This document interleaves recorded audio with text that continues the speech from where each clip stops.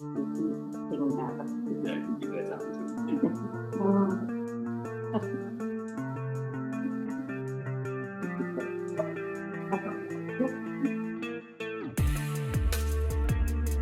Mengungkap nama cawapres yang cocok disandingkan dengan Ganjar Pranowo, ini kata Jokowi.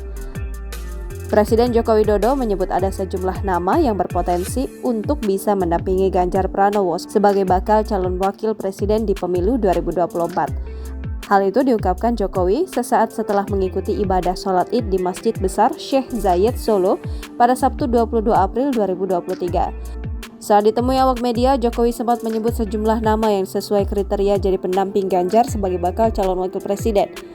Sejumlah nama tersebut diantaranya yakni Menteri BUMN Erick Thohir dan Menparekraf Sandiaga Uno.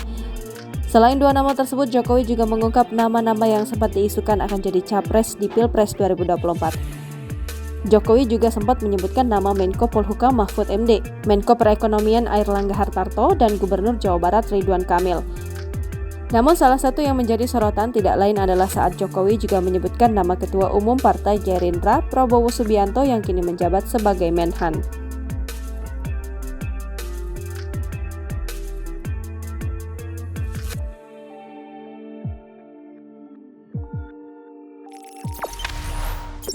Jangan lupa subscribe, share, komen, dan like ya!